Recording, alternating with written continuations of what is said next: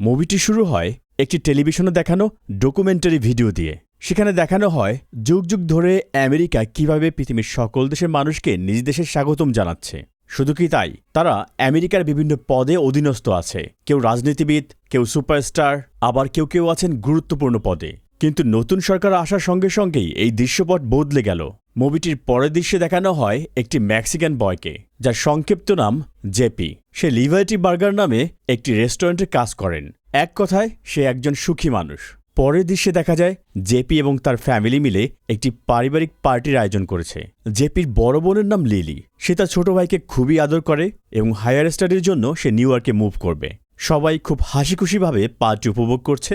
জেপির মা সিনিয়রদের সাথে সময় দিচ্ছে, আর জেপি এবং লিলি মিলে তাদের ফ্রেন্ডদের সাথে আড্ডা দিচ্ছিল। এরপরে খুব জোরে জোরে দরজা নক করা হয় এবং দরজা খোলা মাত্রই ঘটল অঘটন। ইউএসএ ইমিগ্রেশন থেকে একদল পুলিশ হঠাৎ করে তাদের রুমের ভিতরে ঢুকে পড়ল এবং কেউ কিছু বুঝে ওঠার আগেই তারা সবাইকে বন্দি করে সেখান থেকে নিয়ে গেল। পরের দৃশ্যে দেখা যায় ভিন হারবার নামে নতুন একটি সরকার গঠিত হয়, যারা অভিবাসীদের জন্য কঠোর নীতি প্রয়োগ করে। সরকার স্পষ্টভাবে বলে দেয় আমেরিকায় ইলিগাল অভিবাসীদের জন্য কোনো জায়গা নেই। এমনকি এখানে জন্মগ্রহণ করলেও সবাইকে আটক করা হবে। যারা গ্রিন কার্ড পেতে চায় তাদেরকে স্পেশাল টাস্ক কমপ্লিট করতে হবে।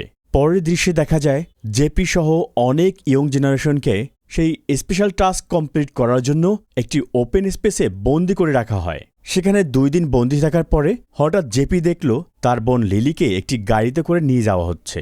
সে উচ্চস্বরে ডাক দিল, কিন্তু তার কণ্ঠ শুনতে পাওয়ার আগেই লিলিকে সেখান থেকে নিয়ে যাওয়া হয়। পরের দৃশ্যে দেখা যায় জেপি সহ নির্বাচিত কিছু ছেলেমেয়েদেরকে ইমিগ্রেশন অফিসারের রুমে ডাকা হয়। এরপরে ইমিগ্রেশন অফিসার তাকে বলল, আপনারা বিভিন্ন উপায়ে এখান থেকে বের হতে পারেন, বড় কোনো আইনজীবী ধরে অথবা প্রচুর টাকা খরচ করে। কিন্তু এর চেয়েও একটা সহজ উপায় আছে, আর সেটা হলো এখানে কিছু বৃদ্ধ লোক আছে, তাদেরকে সেবা যত্নের মাধ্যমে খুবই সহজ সেবাও করা হবে, বেরও হতে পারবেন এখান থেকে। সিলেকশনের সময় জেপির সাথে অনেকেরই বন্ধুত্ব হলো। এদের মধ্যে রয়েছে বিগ ম্যাক, যে একজন স্প্যানিশ, এবং উমেনাজার কামিলা, দেখতে খুবই সুন্দর, এবং ডেমোক্রেটিক পার্টির একজন সদস্য ক্রিস, যে সন্দেহপ্রবণ একজন বালক এবং সে বিশ্বাস করে এখানে তাদের সবাইকে মেরে ফেলা হবে। তাদের অন্যতম আরেকটি বন্ধু হল আর্জেন্টিনার সুন্দরী মাইকা। পরের দৃশ্যে নির্বাচিত সবাইকে একটি বৃদ্ধাশ্রমে পাঠানো হয় এবং সেটার ফাউন্ডার এরিক ডেন স্বয়ং নিজে তাদের সবাইকে সেখানে শুভেচ্ছা জানায়। ব্রিফিং শেষে তাদের সবাইকে সিকিউরিটি অফিসার জেমস এবং সিনথিয়ার কাছে হস্তান্তর করা হয়। এখানে থাকাকালীন পুরো সময়ে এই সিকিউরিটি অফিসাররা তাদের নজরদারিতে রাখবে এবং তারাই সিদ্ধান্ত নিবে এখান থেকে কে আগে বের হবেন। এবং সবার পায়ে একটি করে ট্র্যাকার লাগিয়ে দেওয়া হয়, যেটার মাধ্যমে সবার মুভমেন্টকে ট্র্যাক করা হবে। এরপর সিকিউরিটি অফিসাররা সবাইকে বলে দেয় এখানে কি করা যাবে আর কি করা যাবে না। এরপর তাদের সবাইকে পুরো জায়গাটি ঘুরিয়ে দেখানো হয়। পরিদর্শনকালে জেপির চোখ আটকে যায় একজন বৃদ্ধ মহিলার দিকে, যে অনবরত চোখের পলক না ফেলে জেপির দিকে তাকিয়ে থাকে। এরপরে তাদের সবাইকে মূল বৃদ্ধাশ্রমে নেওয়া হয় এবং বলা হয় আপনারা তাদের সাথে কথা বলতে পারবেন, বই পড়ে শোনাতে পারবেন, ইনডোর গেমস খেলতে পারবেন। তাদের মূল উদ্দেশ্য হচ্ছে এই বৃদ্ধদেরকে সঙ্গ দেওয়া, যাতে তারা কোনো ধরনের ডিপ্রেশনে না থাকেন। এরপরে জেপি তার ঘনিষ্ঠ কিছু বন্ধু নিয়ে একই টেবিলে খেতে বসেন। খাবারের স্বাদ খুবই বাজে ছিল। তারা ভাবছিল এগুলো খেয়ে কিভাবে এখানে সময় কাটাবে। তাদের সেই সন্দেহপ্রবণ বন্ধু ক্রিস কিছুতেই সেই খাবার খেতে চাচ্ছিল না। সে বলছিল তোমরা এগুলো খেও না, নিশ্চিত খাবারে কিছু মেশানো আছে। কিন্তু অন্যরা তার কথা না শুনে নিজেদের ক্ষুধা নিবারণ করে নিল। খাবার শেষে তাদের সবাইকে আবার সেই বৃদ্ধাশ্রমে আনা হলো। সবাই পছন্দ মতো একজনকে নির্বাচন করল। ওইদিকে জেপি সেই বৃদ্ধ মহিলা গ্রেটাকে নির্বাচন করে নিল। বৃদ্ধ মহিলা তখন পর্যন্ত কোনো কথা বলছিল না। তখন জেপি তাকে একটি বই পড়ে শোনাচ্ছিল। একটা সময় গ্রেটা খুব ইমোশনাল হয়ে পড়ল। সে কেঁদে কেঁদে বলল, তুমি এখানে মারা যাবে। এরপরে সিকিউরিটি অফিসার সিনথিয়া সেখানে আসলো এবং গ্রেটাকে সেখান থেকে নিয়ে গেল। এরপরে জেপি সবার কাছে ক্ষমা চেয়ে নিল এবং বলল, দুঃখিত, আমার জন্য সবাই বিরক্ত হচ্ছ। রাতে আবার জেপি তার সকল বন্ধুদের নিয়ে ডিনার করতে বসল। কিন্তু তার সেই সন্দেহপ্রবণ বন্ধু ক্রিস তখন পর্যন্ত কিছুই মুখে দিল না। সামনের যে উইন্ডোটি দেখতে পাচ্ছ, সেখান থেকে তোমাদেরকে নজরদারি করা হচ্ছে, তোমরা সবাই এখানে সতর্ক থাকবে। তখন তাদের বন্ধুরা বিশ্বাস না করলে সে জানালাটি খুলে দেখানোর চেষ্টা করে, কিন্তু এরপরেই কিছু সিকিউরিটি গার্ড এসে তাকে টেনে টেনে সেখান থেকে নিয়ে যায়। সেদিন রাতে জেপি হঠাৎ ঘুম ভাঙে এবং সে ওয়াশরুমে যায়। সে তখন জানালায় একটি প্যাঁচা দেখতে পায় এবং জেপিকে দেখা মাত্রই পাখিটি উড়ে যায়। হঠাৎ জেপি একজন পোশাকহীন বৃদ্ধ মহিলাকে সেখানে দেখতে পায়। মহিলাটি বলে, ভার্চুয়াল তোমাদের মুক্তি দিতে পারে। সঙ্গে সঙ্গে মহিলাটি জেপিকে অ্যাটাক করে। জেপির চিৎকার শুনে সিকিউরিটি অফিসার সেখানে আসে এবং মহিলাটিকে ধরে নিয়ে যায়। পরের দিন একটি বৃদ্ধ লোককে সেবা করার সময় সে জেপির হাতে কামড় দেয়। তখন জেপি তার হাত ছাড়াতে গিয়ে ফ্লোরে পড়ে যায় এবং অজ্ঞান হয়ে পড়ে। পরের দিন জেপি জ্ঞান ফিরে দেখে তার বোন লিলি তার দিকে তাকিয়ে আছে এবং লিলি তাকে বলে, কেমন আছো জেপি? আমি সবসময় তোমাকে দেখছি। এটা বলে সে জেপিকে এক গ্লাস পানি দেয়। এরপরে জেপির ঘুম ভাঙে এবং সে বুঝতে পারে এতক্ষণ ধরে সে স্বপ্ন দেখছিল। ক্রিস ফিরে না আসায় জেপি এবং তার বন্ধুরা সিনথিয়াকে জিজ্ঞেস করল তার ব্যাপারে। সিনথিয়া তখন বলল, আমাদের নির্দেশ অমান্য করলে ক্রিসের মতো সবাইকেই জেলে যেতে হবে। ওই দিন সন্ধ্যায় জেপির বন্ধু ম্যাক সে বৃদ্ধ মহিলা গ্রেটাকে আর এক বৃদ্ধ ফিলিপের রুমে আনল। সে ভাবল দুজনে হয়তো গল্প করে ভালো সময় কাটাবে, কিন্তু হঠাৎ করেই ফিলিপ অন্যরকম আচরণ করতে শুরু করল। সে খাট থেকে পড়ে গেল, তার শরীরের সমস্ত হাড়গুলো ভাঙতে শুরু করল। মুহূর্তে সে আউট অফ কন্ট্রোল হয়ে গেল। তার আচরণ দেখে মনে হচ্ছিল সে জম্বিতে পরিণত হয়েছে। কিছুক্ষণ জম্বির মতো আচরণ করার পরে ফিলিপ সেখানে মারা গেল। এটা দেখে গ্রেট এবং ম্যাক খুবই ভয় পেয়ে গেল। পরের দৃশ্যে সে বৃদ্ধাশ্রমের ফাউন্ডার এরিক, জেমস এবং জেপিকে তার কাছে ডাকল। সে জেপিকে তার পোষা পাখি প্যাঁচার সঙ্গে পরিচয় করিয়ে দিল। তখন জেপির সেই বৃদ্ধ মহিলার কথা মনে পড়ে গেল। এরিক জেপিকে বলল, আমি তোমাকে জেমসের মতোই স্থায়ী সদস্য বানাতে চাই, তাই তোমরা সবসময় কাছাকাছি থাকবে। যদিও জেপির স্থায়ী সদস্য হওয়ার বিন্দুমাত্র শখ ছিল না, কিন্তু ফাউন্ডার বলে কথা, তাই সে তার সাথে কথায় তাল মিলিয়ে গেল। এরপর ফাউন্ডার তাদের দুজনকে জড়িয়ে ধরতে বলল, যাতে তাদের সম্পর্কটা আর গভীর হয়। জেপি এই সুযোগ কাজে লাগিয়ে জেমসের পকেট থেকে চাবি চুরি করে নিল এবং সেই চাবি দিয়ে সে তার পায়ের সাথে বাঁধা ট্রাকারটি খুলে নিল। এরপরে সে ম্যাকের রুমে গেল এবং ম্যাককে বলল এখান থেকে বের হওয়ার পরিকল্পনা করতে, কিন্তু ম্যাক অসম্মতি জানালো। এরপর সে কামিলা ট্রাকারকে আনলক করল, কিন্তু কামিলা তার কথা না শুনে নিজের স্বাধীনতাকে উপভোগ করতে বাইরে বেরিয়ে গেল।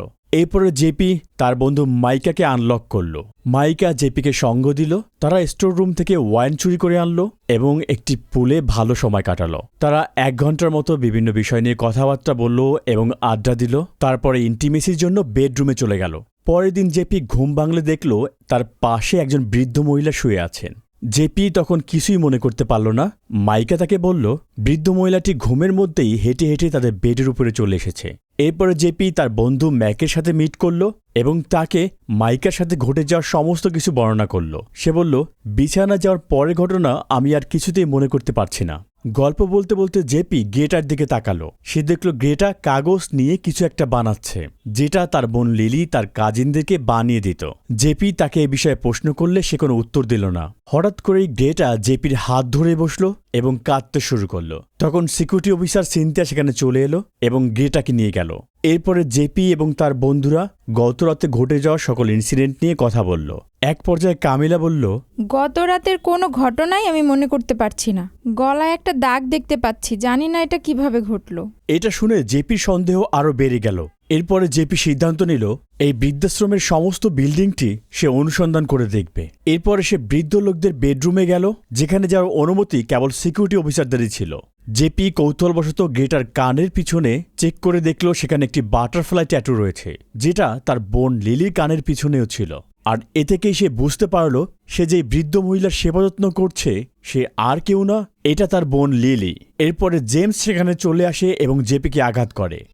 জেপিকে খুঁজে না পেয়ে তার বন্ধুরা এরিকের রুম তল্লাশি করার সিদ্ধান্ত নিল। মাইকা এবং ম্যাক ভিতরে ঢুকল আর কামিলা বাইরে দাঁড়িয়ে জেমসের জন্য পাহারা দিল। তারা সেখানে মাংস গ্রাইন্ড করার বড় একটি মেশিনের ড্রয়িং পেল। এরপরে জেমস সেখানে চলে আসলে তারা সবাই লুকিয়ে পড়ে। পরের দৃশ্যে দেখা যায় কোনো এক জায়গায় জেপি জ্ঞান ফিরে পায় আর তার পাশেই সমবয়সী আরও 2 জন লোক। তাদের দেখে জেপি মুখের ভাষা হারিয়ে ফেলে। তাদের দুজনেরই মুখের এক পাশ রিঙ্কেল পরে বৃদ্ধ হয়ে গিয়েছে আর অন্য পাশটা ইয়ং, এবং আয়নায় নিজের মুখ দেখে বুঝতে পারে সেম ঘটনা তার সাথেও ঘটেছে।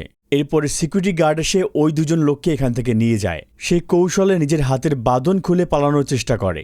দরজায় একটি পাসওয়ার্ড লক দেখতে পায়। তখন তার সেই বৃদ্ধ মহিলার কথা মনে পড়ে যে তাকে বলেছিল ভার্চুয়াল তোমাদের মুক্তি দিতে পারে। এরপর সে ভার্চুয়াল রিলেটেড কিওয়ার্ড সেখানে চাপে এবং দরজাটি খুলে যায়। পরের দৃশ্যে দেখা যায় গভর্নর ফিন এবং এরিক একটি রেস্টুরেন্টের কথা বলছে।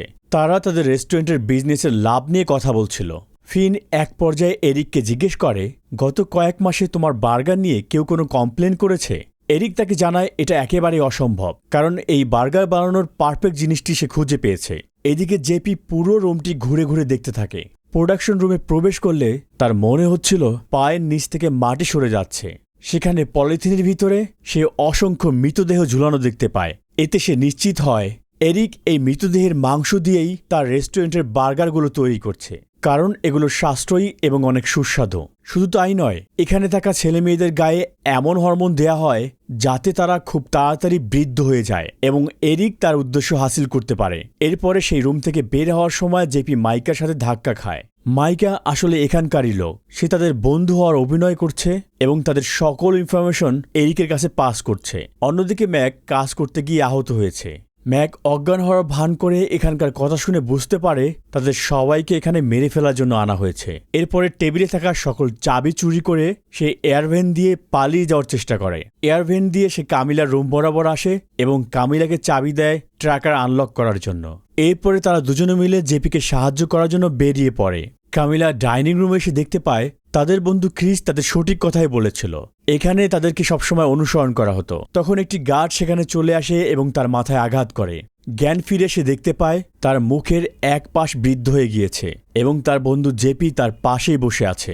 তখন জেপি তাকে বলে, আমাদের এখন আর বসে থাকার সময় নেই, সামনে অনেক বড় বিপদ আসছে। এরপরে তারা সেখান থেকে পালিয়ে যাওয়ার ভয়ানক সিদ্ধান্ত নেয়। তারা চারদিক থেকে সিনথিয়া, মাইকা এবং জেমসকে ঘিরে ফেলে এবং আক্রমণ করে। জেমস যখন জেপিকে আঘাত করছিল তখন জেপির বন্ধু ম্যাক উপর থেকে নেমে তাকে সেভ করে এবং জেমসকে মেরে ফেলে। এরপরে ম্যাক সবাইকে নিয়ে সেই বিল্ডিং থেকে বেরিয়ে যায়, কিন্তু জেপি, কামিলা এবং লিলি সেই প্রোডাকশন হাউসের দিকে যায়। তারা সেখানে তাদের বন্ধু ক্রিসকে খুঁজে পায়। তারা তাকে মুক্ত করতে যায়, কিন্তু তখনই পিছন থেকে এরিক সেখানে চলে আসে। সে জেপিকে আঘাত করতে থাকে এবং চিৎকার করে বলে, তুই আমার সমস্ত প্ল্যান নষ্ট করে দিয়েছিস। আঘাত করতে করতে সে জেপির শরীরকে নিস্তেজ করে ফেলে এবং কোলে করে তাকে সেই গ্রাইন্ডিং মেশিনের উপর রাখে এবং তার শরীরকে গ্রাইন্ড করে ছিন্ন বিচ্ছিন্ন করার সিদ্ধান্ত নেয়। এদিকে লিলি দেখতে পায় খাঁচার ভিতরে ক্রিস জম্বির মতো আচরণ করছে।